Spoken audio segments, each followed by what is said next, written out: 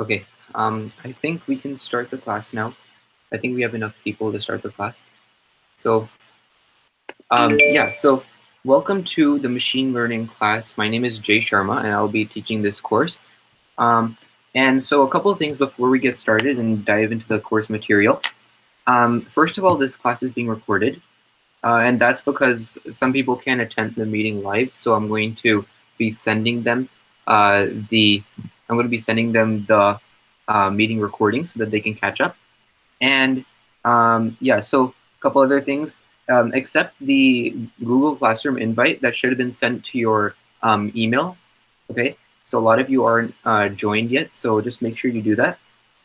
And Google Calendar invites. So like for these kind of events, in Google Calendar, I've invited you to a meeting this time every single day of this week.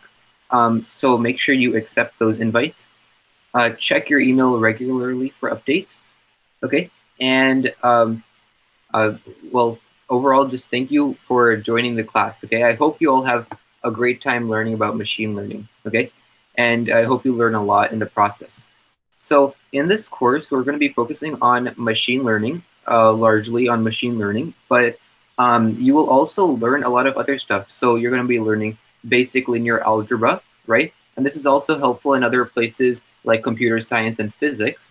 And you're also going to be learning basic Python, NumPy, Matplotlib. These are all helpful in other areas as well, no matter what part of CS you end up pursuing. And so I will be sending you this recording, and every day of the week I'll be sending you the recording. Okay. So if nobody has like any questions, then I will just start with the material. So today we're going to be learning about the theory behind machine learning regression models. Okay. So what we're going to be covering is first an introduction to machine learning as a whole, and then the theory behind this thing called linear regression. Okay, then the gradient descent algorithm for linear regression. You don't need to know what this means. So I'm just going over the outline of what we're gonna be like learning today. And then gradient descent in more dimensions with more features, more complex algorithms, and then polynomial regression theory, gradient descent in polynomial regression, other regression algorithms, other supervised learning algorithms, unsupervised learning, and neural networks. So these last three, I'm just going to give you an overview of machine learning as a whole. So we're going to be discussing regression today, but there are a lot of other topics in machine learning, and these last three, I'm going to be presenting to you what those other things are. So if you want to further your career in machine learning, then you would perhaps take a look at some of these algorithms. Okay, so we're going to be starting with an introduction to machine learning. So you probably use machine learning dozens of times a day without even knowing it. So for example, if you have if you watched a YouTube video that was recommended to you, or a Netflix show that was recommended to you by YouTube or Netflix, then you are using content recommendation, which is inspired by machine learning. Weather predictions are an example of regression. Spam filters are an example of classification. Both of those are actually subsets of machine learning. Paper mail addresses. So if you go and post a mail, nobody's gonna be reading dozens of letters every day and like writing where this mail needs to go, or logging it into the computer. You actually use a machine learning algorithm to sort of scan that mail and then make sure it goes to the right address. Okay. And demand forecasting. So if you were the manager of some store, then you would probably use demand forecasting to determine the amount of supply that you have to create for your store. Okay, so the overarching definition of machine learning is to get computers to learn to do a task, to learn to execute a task without explicitly programming them to do that task. Okay, and I need to let in one person. Okay, so that's the overarching definition of machine learning. Okay, so getting computers to learn to do a task without explicitly programming them for that specific task. Okay, So to give you a little bit of background on how this all fits into machine learning. So there is the machine learning, which is a subset of artificial intelligence as a whole. And then you have supervised learning, which is down here under machine learning. And then within supervised learning, you have regression and you have classification. Today, we're going to be taking a look at regression. Okay, so regression is a fundamental part of machine learning where we use past data in order to predict future data. So all this means it's like weather forecasting. So I would use past weather data to forecast future weather data. Okay, so in general, what you would do is you would try to fit some sort of hypothesis to the data, find some structure in the data, and then extrapolate that structure in order to make hypotheses and predictions based on the structure of the data. Okay.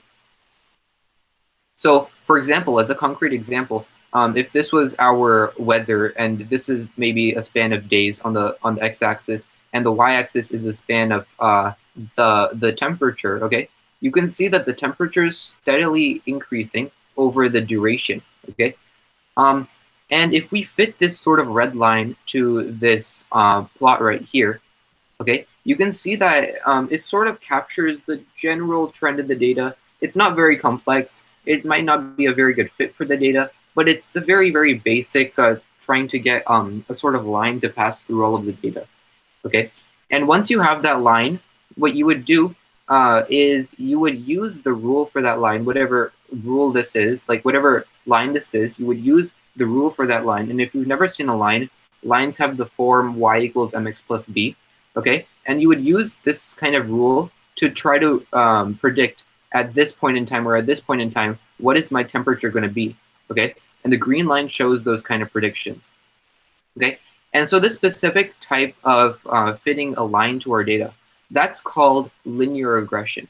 Okay, so it's a basic form of regression. Some math classes might call it like a line of best fit, and it's usually not a very good fit for your data.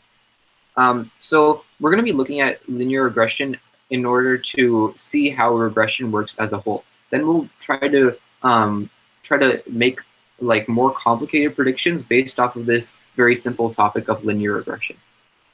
Okay. And as you can see, this is a very poor fit for our data. I mean, like, even though there might not be a very good general trend for our data, this is not a very complex trend. Okay. So we can see visually that this is a pretty bad prediction or a pretty bad fit for our data. But how would we say that quantitatively, right? How would we say that, express that in numbers? Okay, so that's where we're going to be learning first, and that's a fundamental part of regression.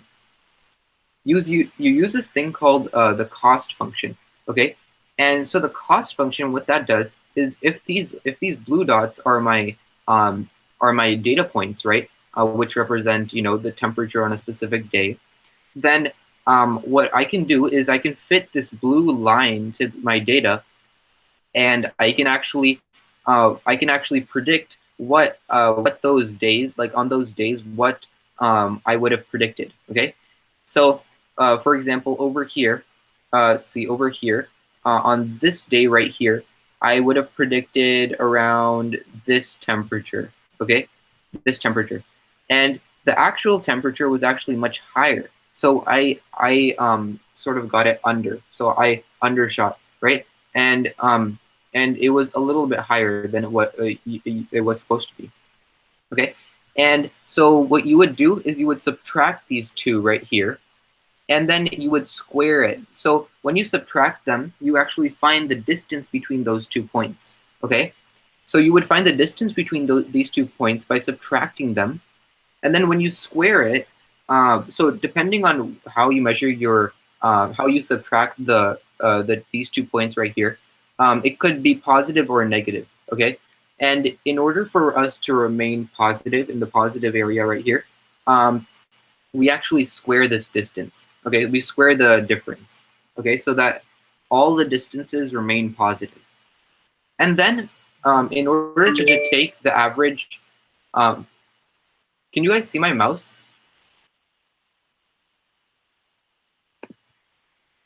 I just want to know if you guys can see my mouse.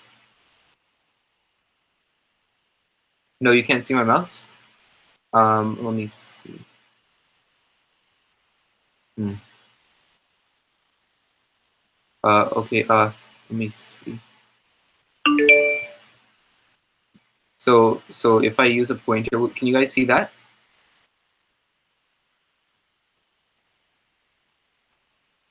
Yes? Okay. Okay, cool. Um, so basically what I was saying is that you take the difference between these two right here, and you essentially square it. So when you square the distance, it's always positive. So if you took the difference between these two, and you took the difference between these two, one of those is going to be negative depending on how you subtract your points. Okay, but however, when you square those, the negatives actually become positive. Okay, when you square a negative number, you get a positive number. Okay, and this ends up being, right? This ends up being positive. Both of these end up being positive. Okay, and that's your error for a single point. However, we want to take the mean. Okay, the mean of all the errors. So what we do is we divide by the number of predictions that we make. So we divide by the number of data points that there are over here. So 1, 2, 3, 4, all the way, right? So we divide by the number of points that are over here. Okay, and this function right here that calculates this guy right here, the error, the mean error, or the mean squared error as we call it, MSE. That's denoted as the function j. Okay, j of something. Okay, so it might be obvious that the goal of regression is to actually minimize the error of the algorithm. Okay, so we want to minimize the error and get it as close to the points as possible, right? So for example, if I had a horizontal line over here, that's not a very good fit for the data because it's not very close to any of the data points, right? Um, but if you have this line over here, it's much better. It's relatively much better because the error is much lower. Okay, so we would want to minimize the error, and so we want to know in technical terms how linear regression actually works. Okay, so we're gonna break this up piece by piece. So linear means line, right? That's just the long form for line.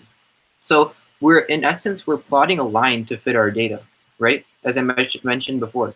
And as I said, lines have the form y equals mx plus b. And if you've never seen this before, this is the form of a line in some coordinate plane, okay? Where m is actually the slope and b is the y-intercept. So m is the slope or how steep this line is, and b is where this graph intersects this y-axis over here, okay? So we want to find, in summary, we want to find M and B that minimize the cost of this, the cost function, okay? So how do we go about doing that? There are two main ways. So first is the normal equations, which are complex, which involve complex linear algebra, and they're computationally expensive in general. Um, so we're not going to be doing that. And then there is gradient descent, which is just a fancy term for guess and check.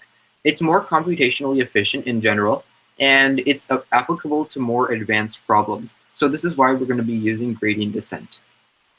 Okay, so gradient descent, as I said, is just a guess and check algorithm. So it's trial and error. So what we do is we randomly define M and B, the things that define our line. So we randomly define our line to be some line, right?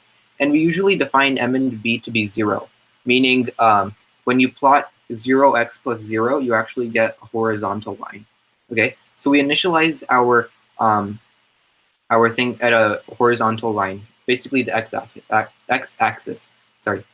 Um, then what you would do is you would plot this sort of curve over here, and what this is, it's like for example, On the x-axis, we have the variable m.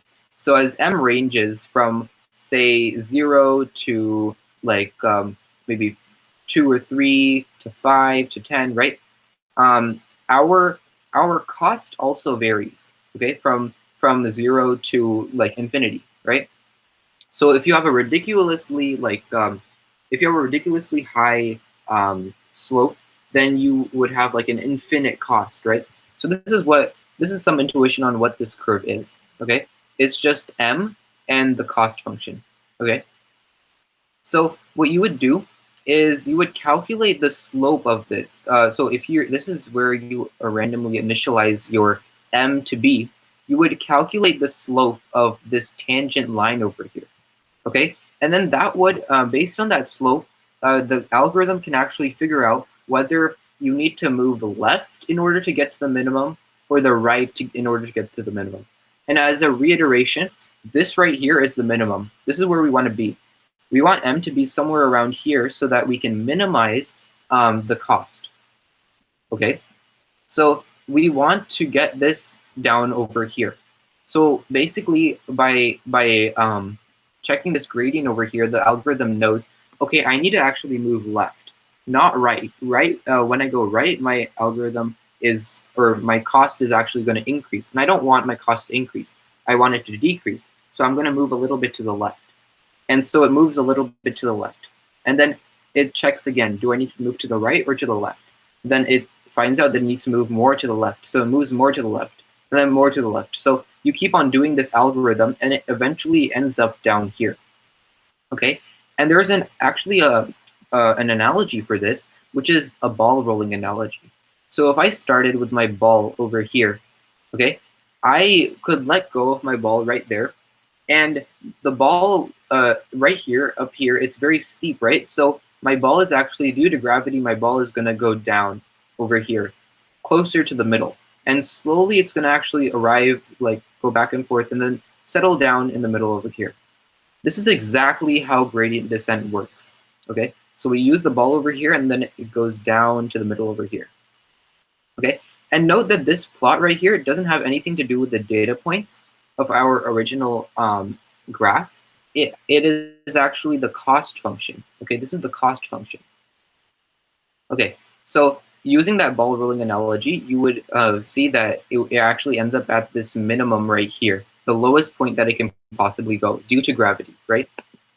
And so you might be asking, like, this random plot over here, right? How do I know that it's in this sort of U shape? How do I know this? Like, why is it this way?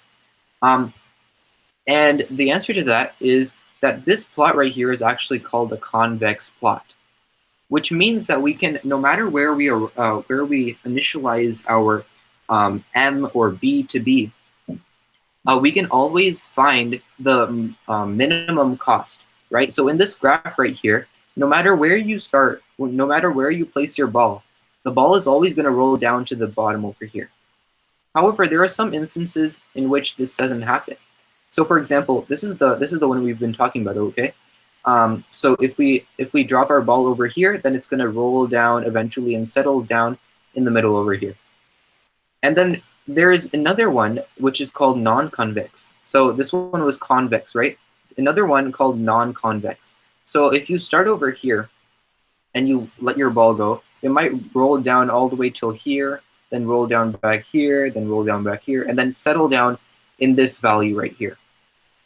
However, as you can see, this is not the minimum cost. The cost goes down as, like, you want to reach the lowest point on your graph as possible, right?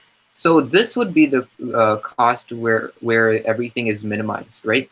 But we're not able to get there because the ball cannot go over here, cannot like jump over this hill over here and then go down there. It has to go lower, so it ends up being over here. Okay, so this is called a non-convex cost function. And then there's another cost function which is on the opposite side of the spectrum, in which it's called concave.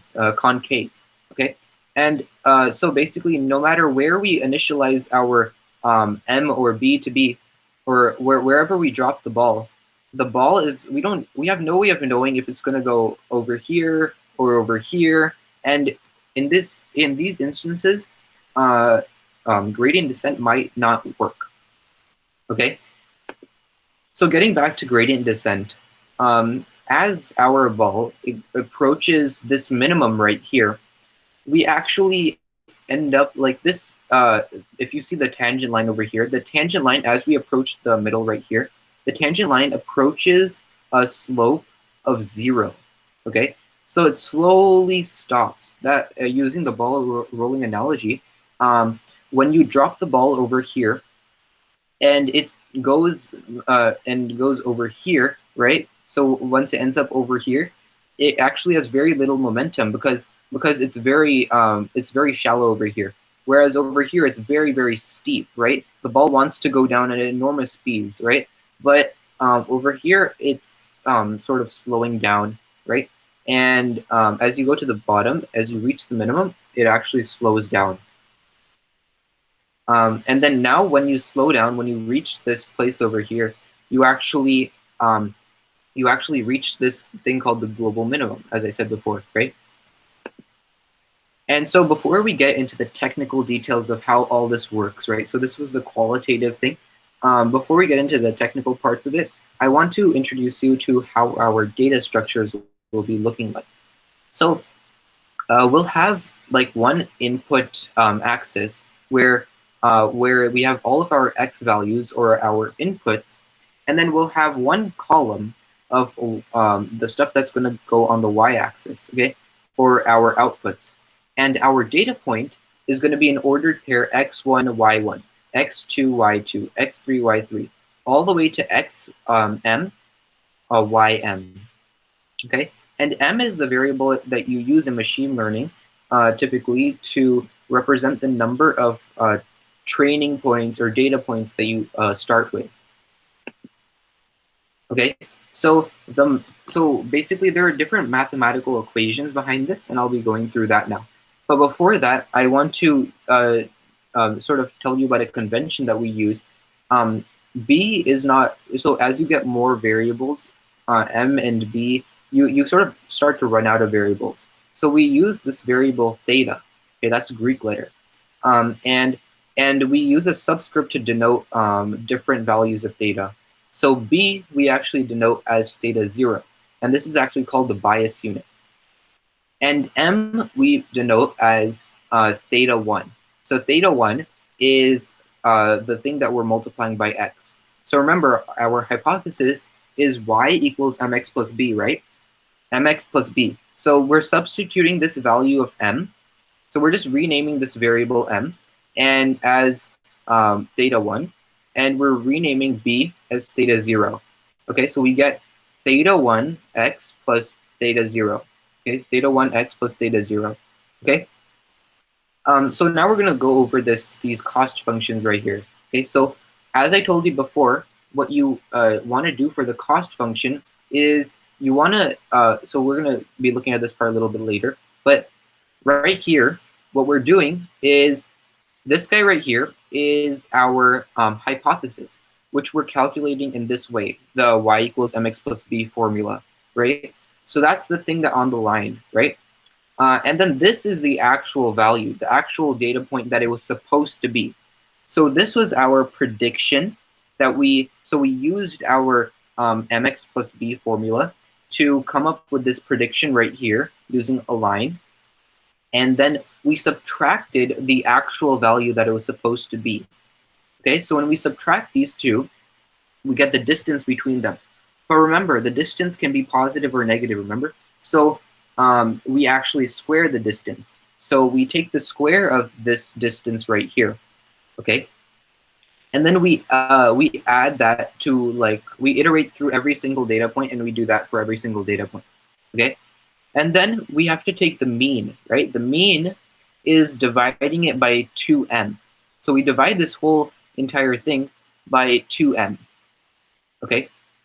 And that is our cost function, okay? So our cost function doesn't actually do anything in terms of adjusting our values for theta or theta 0 or theta 1. It doesn't do anything like that. It just shows us a general indicator of whether our program is doing good, doing bad, moving in the right direction, moving in the wrong direction, this kind of feedback loop, right? And so this is just a feedback loop. This is just telling us like how the program is doing. But this down here, gradient descent, this is the gradient that we're actually going to be dealing with. And this is what's going to be changing and adjusting our theta values. So adjusting it to refinement in order to sort of get it to that specific value of m or b or whatever theta value you have, right? So how this works is you have theta, your original theta value, you want to like update it to make it more suited to the data, right? So what you would do is you would take your new theta value is your old theta value minus some constant, some learning rate that I'm going to be talking about in a second.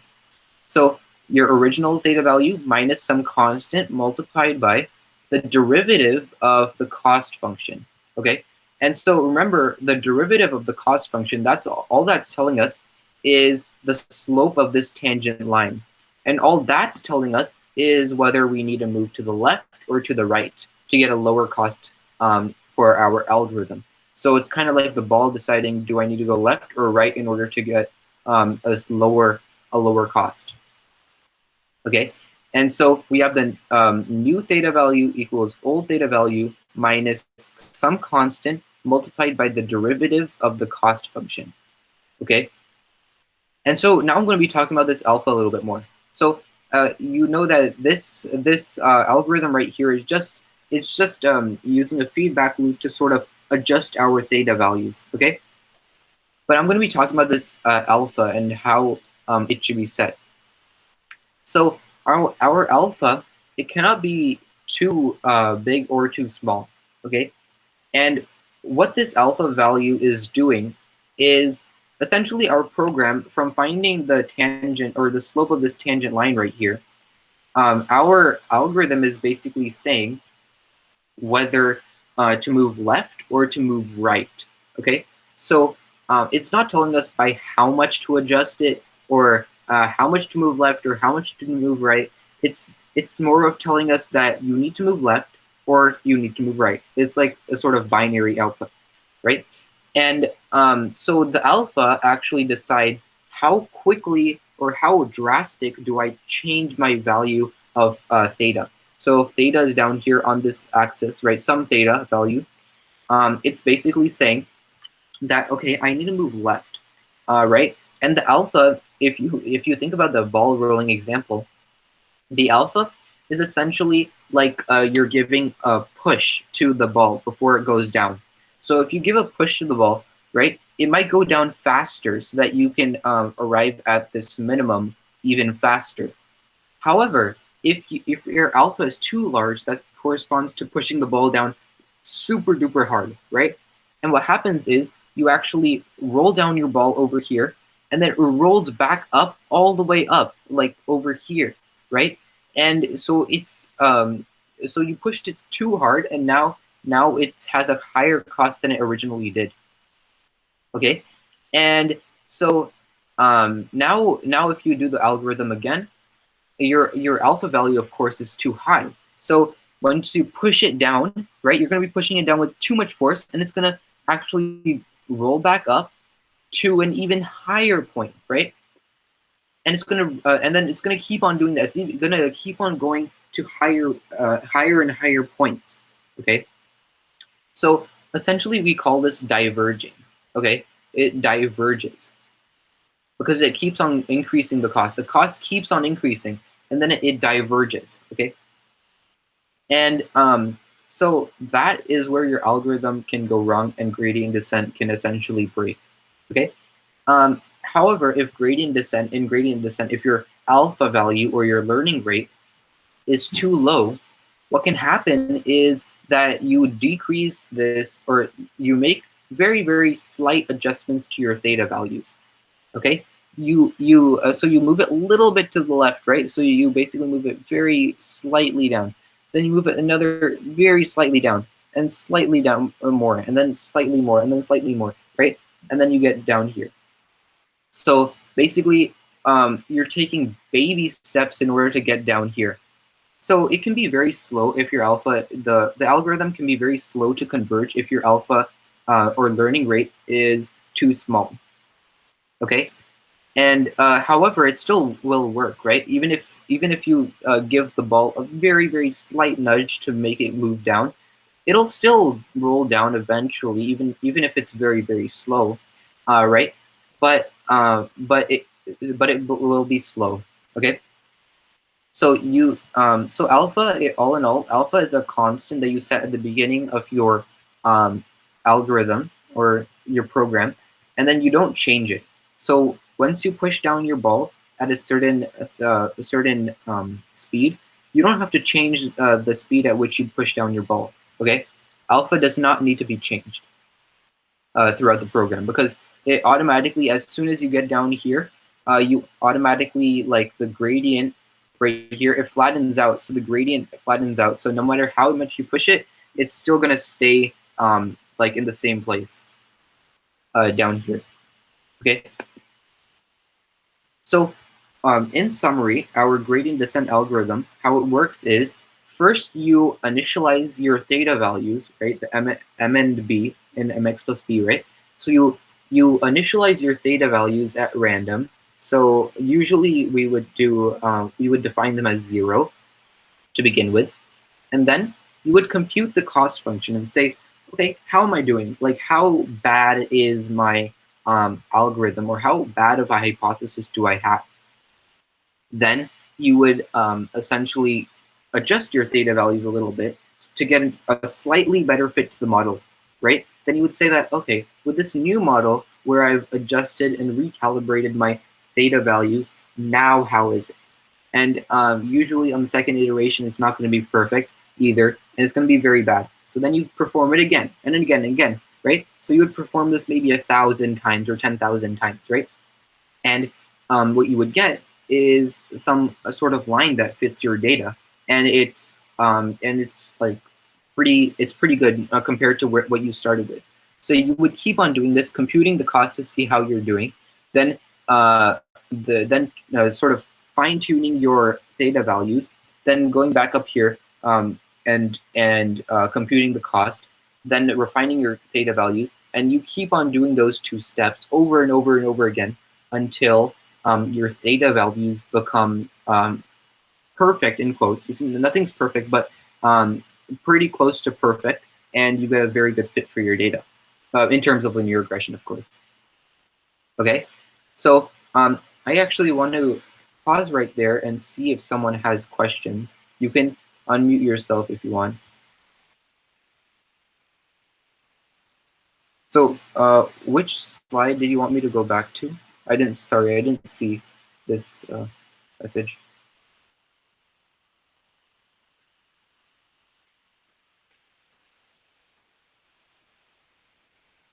Shrishti?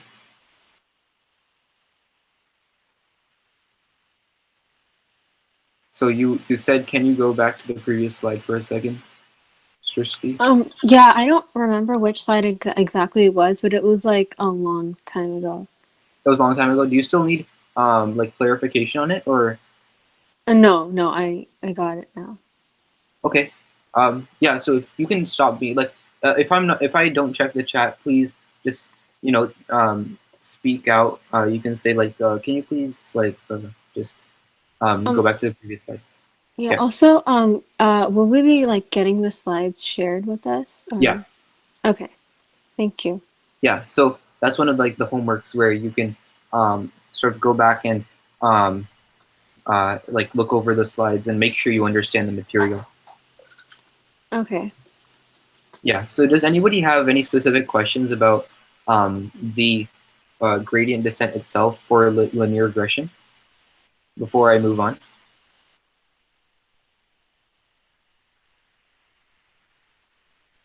And if you don't understand the calculus, or like the gradient part of it, or the slope of the tangent line part of it, you can always think of that ball rolling example, okay, where I drop my ball and I want to go down to the lowest point possible. What exactly is the mean square error equation? So that's a way for me to evaluate how well my um, algorithm is doing. So my hypothesis is. So if I have a certain line, right? So for example, if I had a vertical line, completely vertical line, right? Um, then it would be a super poor fit to my data. And you can use the mean squared error equation to evaluate in mathematical terms how bad your hypothesis is. So if I have a horizontal line, what you can do is you can actually calculate the difference or the distance between the line and the point that you're focusing on. Okay, and when you calculate that distance, you can actually square it, and then you add it for each and every data point. And so this gives you an indicator of um, how poorly your uh, uh, algorithm is doing or hypothesis is doing. And a high error would mean that your hypothesis is very far from all of the data points, right? On average. And so it's very, very far from the data points. And that's very bad because you would want it to get as close to the data points as possible, right? So mean squared error would be very, very high. On the other hand, if you go through each and every single data point, which is, as we will learn, is not good, you will end up you will end up getting like 100% of them right, and the distances will actually be zero, right? And when you square those and add them together and divide them, uh, then you will get zero. So your error is zero. If you go through every single one of the data points, that's zero. And if you are very, very far from the data points, the cost is very high. The Google Classroom code is you should have gotten an invitation in your email. So if you, so basically just check your email. I think Google Classroom will, yeah. And if you can't find it, just check your spam, I guess, and use the search bar. And you can email me personally if you need the code. I can send you after class. Any other questions about gradient descent in general?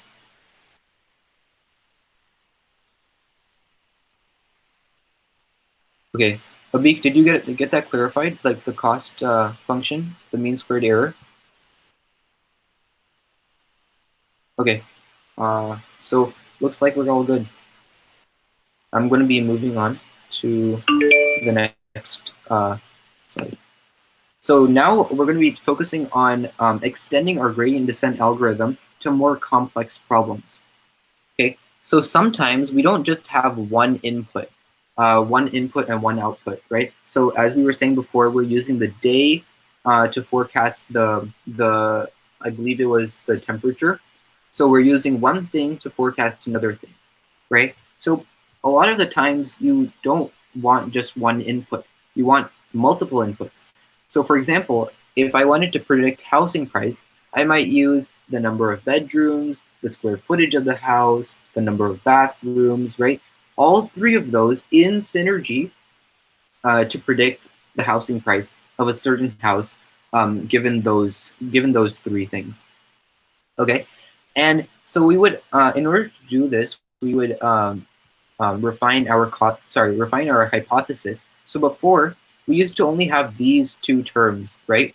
These two terms over here, where theta 0 is our bias unit, theta 1, x1 is like y equals mx plus b, right? So this used to be our original uh, original hypothesis.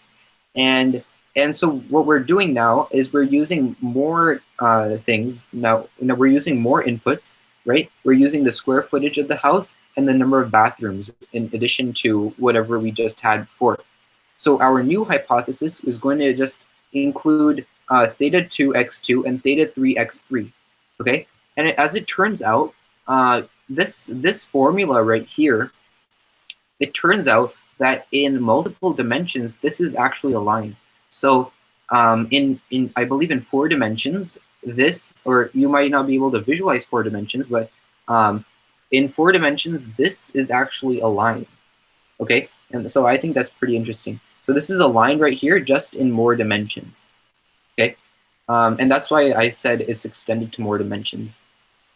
And so you have all of these 3 inputs, and this is your hypothesis now. This is your line, okay?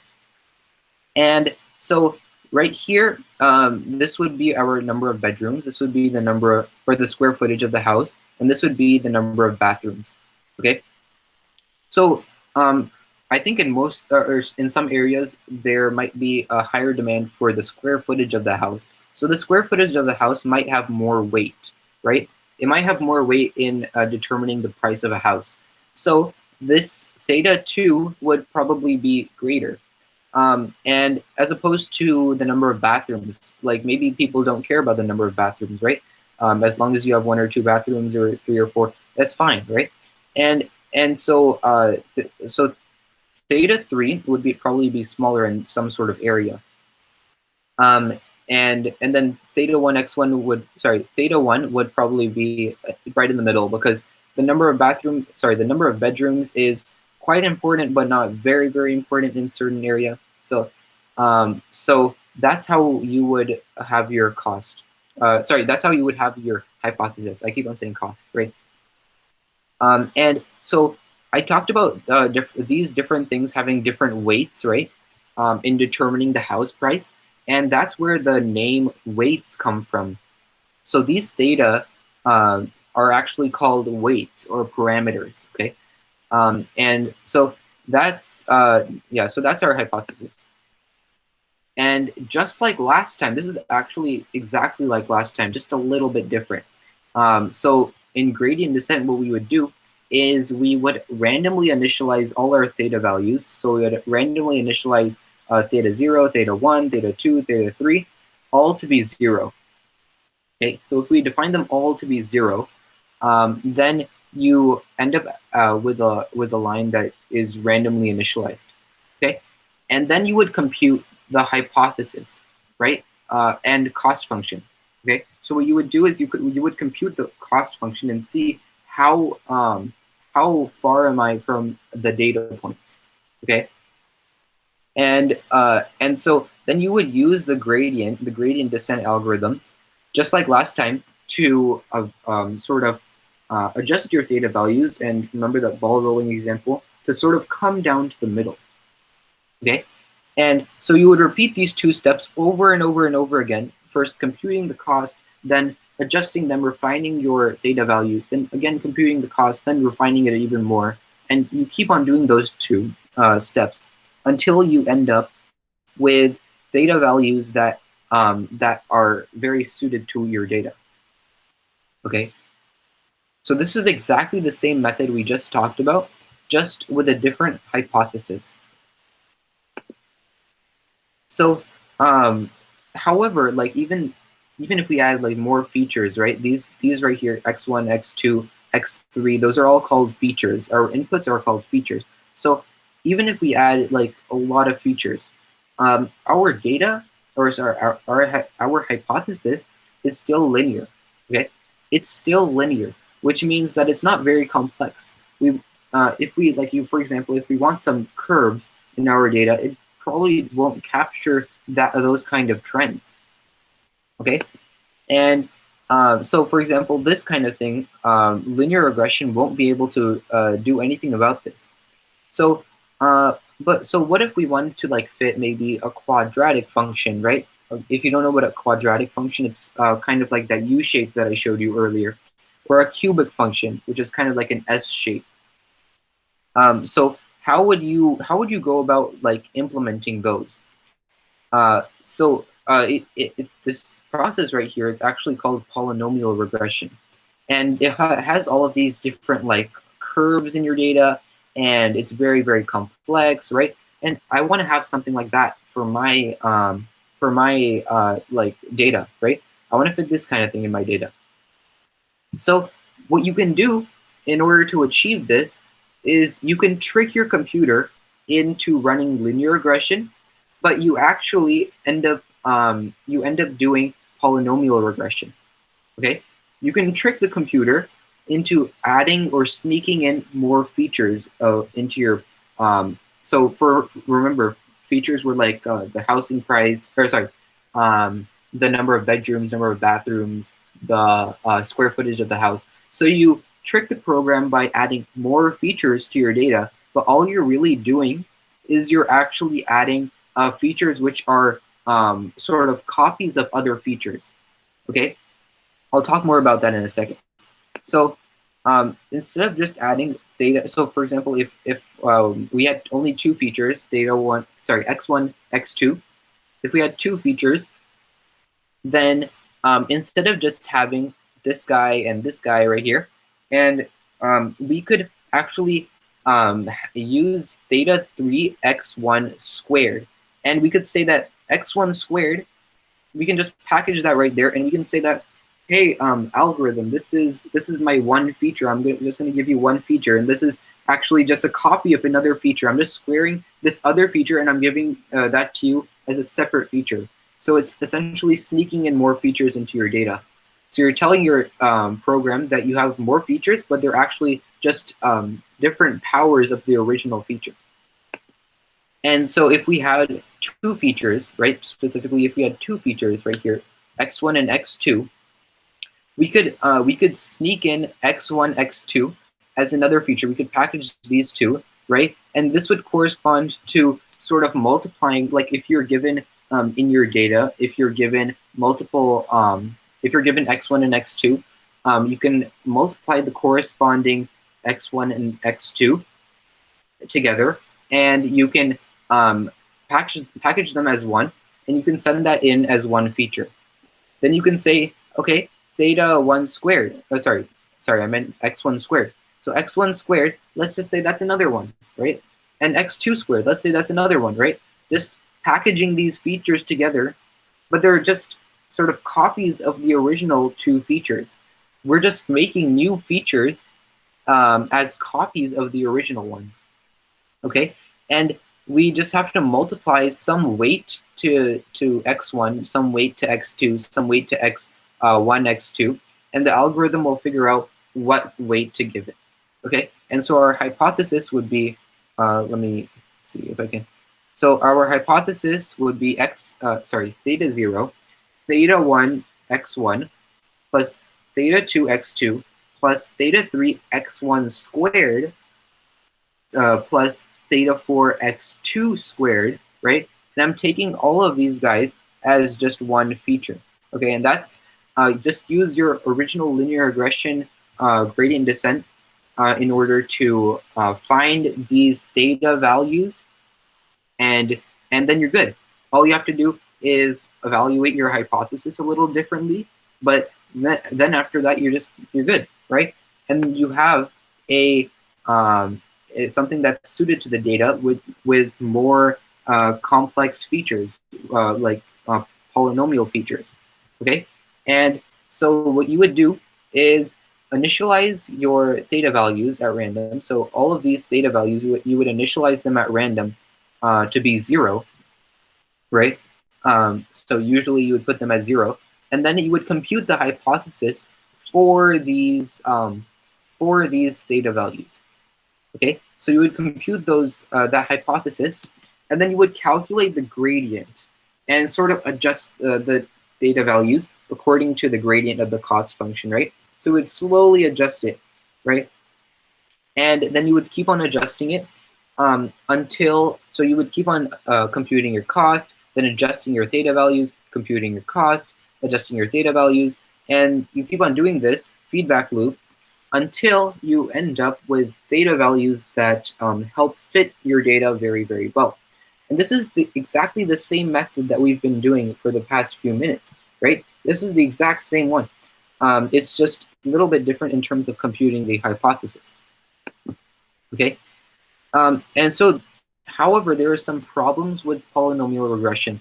So for example, if you add too many features, then it can be very computationally expensive. It turns out that if you have 100 features, right, if you have 100 x's that you put in here, then you end up with 10,000 terms. And that's very computationally expensive, right? As you can imagine. And also with a high enough degree of polynomial regression. So polynomial regression is essentially fitting a polynomial, if you know what that is, to your data. Okay, and within high enough degree, like if you're using a quadratic, so we were originally using linear, right? Then we started using quadratics, then cubics, then quintics, uh, quartics, then quintics, and so on. If you fit like a 20th degree polynomial to your data and run it for enough iterations, you can actually get this thing, get this fit to your data that fits it so well that it fails to generalize to new examples. And this is called overfitting, going out of your way to reach every single one of the data points. And yeah, so that's called overfitting.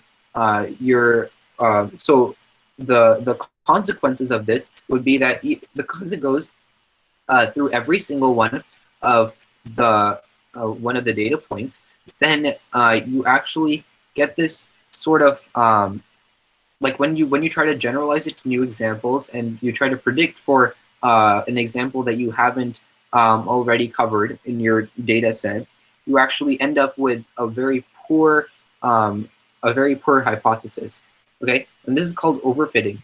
So what you can do to fix overfitting is, first of all, you can use a lower degree polynomial, right? Less features in your data, or you can penalize the theta values.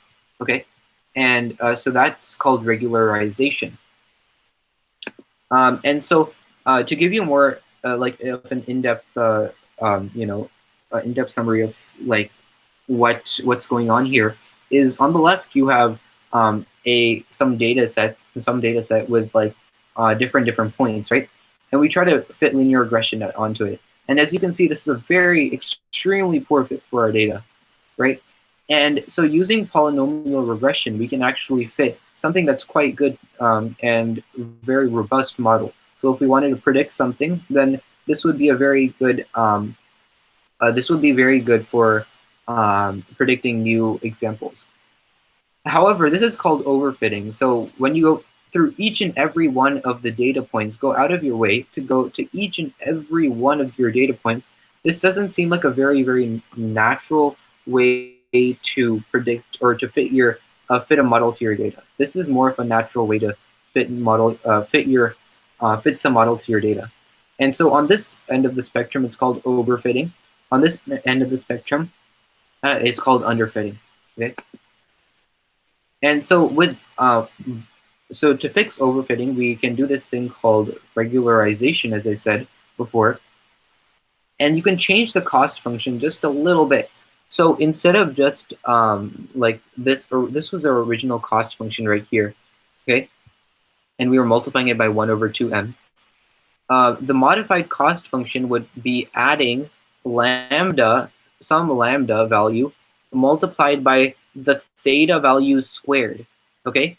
And when you square the theta value, it becomes positive, right? So you're adding some like amount of some number to your cost function, and that depends on your theta values, right? And if your theta values are super big, like let's say your theta value is like 1,000,000, right? Then 1,000,000 squared, adding that to your cost function would be like insane, right? Like adding this guy right here, like 1,000,000 squared would be like insane for your cost function. Your cost function would decrease that theta value by as much as it possibly could. So we essentially tax all of these guys right here by adding their squares, and the algorithm, it ends up wanting to minimize the theta values, okay, to bring them closer to 0. And so this lambda right here, it actually determines a few things. So if you have a higher value of lambda, you have more regularization. So if you have like maybe 10 squared, right? That's 100 for one of your theta values, and you're multiplying that by theta value that's 1,000,000, right? No matter what your theta value is, if it's even 1 or 0.1, if this guy right here is 1,000,000, then then no matter what happens, the program will try to minimize the theta values and bring them very, very, very close to 0. It can sacrifice this guy right here. It can sacrifice not being close to the data in order to minimize this term right here. Okay, and what you have happen is more regularization, and it becomes more like a line. So there is higher bias. Okay, that's what we call it. Like you're underfitting your data. And a smaller lambda value would mean that you're taxing each of these theta values a little bit less. And that means that you have a higher variance in your data, okay? Higher variance. And so higher variance also means like overfitting your data, okay? And so like that's a little bit about machine learning, like algorithms in general, like for linear regression and polynomial regression and regularization. So I wanted to ask you if you had any questions on that before we sort of start to wrap up.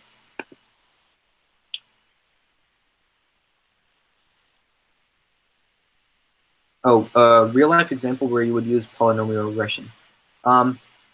Actually will be, so lots of different things, or most things actually, are not, you can't really fit a line to them, okay? And polynomial regression is sort of, so if I had, actually, let me go back here.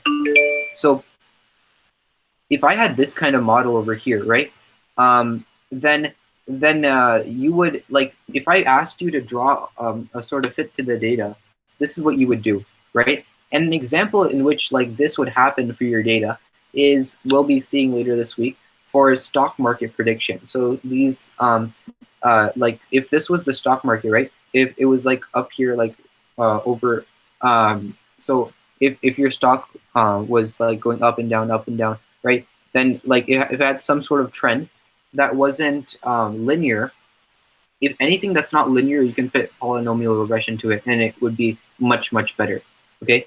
And one of those things would be stock market prediction. And there's a lot more examples, but you would mostly not use linear regression in the industry, okay?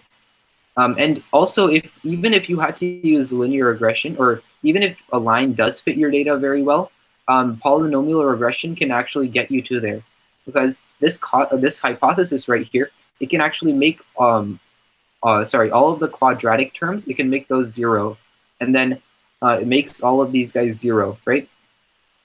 If it's so, it makes all of these guys 0, and you end up with linear regression as you had before. Okay, so you can essentially just use polynomial regression everywhere. Does anybody else have any questions?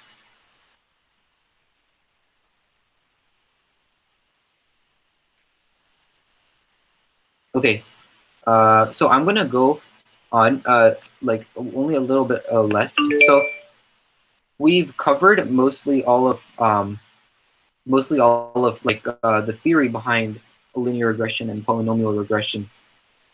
And now we're going to be looking at different regression models. So in general, like there are different models, like a REMA model, right? So we use linear regression and polynomial regression, right? So there's also the ARIMA model, which is very good at recognizing seasonal trends in your data. So if you have production, or if you have supply and demand, which keeps on increasing and then decreasing, like over the holidays maybe, then the ARIMA model would be very good at recognizing that. Random forest algorithm. So the random forest algorithm is also another algorithm in regression, and what it does is essentially it takes your data set, whatever it has, and it divides it into different data sets. So it takes like, if your data set has m values in it, let's say it takes like m divided by 2.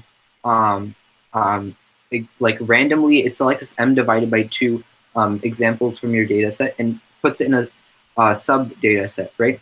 And then it takes another sub data set similarly, but they're all random. So it takes multiple of these sub data sets and all at random, okay? And then it performs regression on each of these different algorithm, sorry, each of these different sub data sets, and it predicts some sort of value. And what you would do is you would take the mean of each of those values, and that would be your answer. Okay, it's similar to voting. Okay, and then moving further back, right, out of regression, you have supervised learning. So supervised learning is where your data is labeled. So you have labeled data, and you're asked to find structure in your data. So in our weather training example, you're actually given that you're given the answer. So yeah, so essentially you're given the answer for example, like logistic regression, right? Which is a form of classification. If you wanted to classify whether um, a certain person would pass an exam given some credentials, then like if you're given a data set which has the right and wrong answers, then that would be called a label data set. Okay, so you're given many people with a list of credentials and whether or not they passed the exam. So you would be given label data. Okay, you're given the actual answer. And then you have regression, which is what we talked about today, as well as classification. Okay, and this is like determining whether it or not it will rain tomorrow. That's kind of like there's a discrete set of answers, whereas in regression, it's sort of like a continuous set of answers. Okay, and formulas algorithms for classification would be like logistic regression, support vector machines. Okay, and so moving even further back from supervised learning, we have machine learning as a whole. So within machine learning, we have, of course, supervised learning. Then we have unsupervised learning, where you're given unlabeled data. So as I said before, like some credentials, like you're given some people with some credentials, and you're asked to find whether or not they will pass a certain test. So you're not given whether or not those people, they passed that certain test. But you can see that maybe there's a group of people that is like the group of people that are software engineers, for example. Those people do better on a software engineer exam than people who are not software engineers, for example, right? And you can actually like cluster this data. And an example of this would be audio cleaning. So where you want to find different clusters in the audio, and you want to clean the audio, okay? And that's how audio cleaning works. It uses machine learning. Neural networks is another part of machine learning where we try to replicate the human brain, how the human brain works, and it's used like for classification. Okay, for example, image recognition, right? You would use neural networks for that, and it can come up with extremely complex hypotheses. So we saw in polynomial regression we had some complex hypotheses, but neural networks are extremely complex because they model how the mind works. Okay, so this is the entire map shows how machine learning is classified. So machine learning as a whole is classified into neural networks, unsupervised learning, and supervised learning. Underneath unsupervised learning, you have clustering. Underneath supervised learning, you have regression and classification. And we looked at regression today. We're going to be looking at regression this whole week. Okay. And so the summary of this class was that we first learned about an introduction to machine learning as well as regression, then linear regression theory. Okay. Then we learned about gradient descent, especially meant for linear regression. And then we sort of applied that to more dimensions instead of just a line in one dimension or a line in two dimensions. We applied it to more dimensions with more features. Then we got into polynomial regression theory, and then we did gradient descent in polynomial regression itself. Okay. Then we did other regression algorithms. So we took a look at other regression algorithms, which we won't be covering in detail this week, but it's nice to know about them. And then other supervised learning algorithms, and then other so unsupervised learning and neural networks. So as homework, I would want you to sort of go over the slides again and make sure you understand the theory behind gradient descent, linear regression, and polynomial regression. So those three things are what I want you to take away from today's lecture. Okay, and these are my references for the um, for the pictures. Okay, so does anybody have any questions?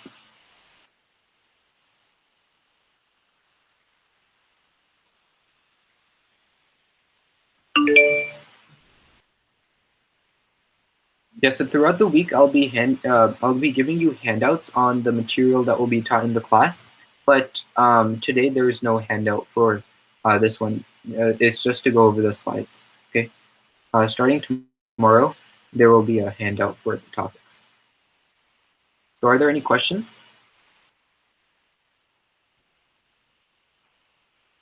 If you don't have any questions, you can leave. Oh, thank you. Bye. Thanks, Millen. Bye. Bye. The Google Classroom code. Yeah, I will do that right now. Let me stop presenting. Thanks, Abhinav. Let me stop recording as well.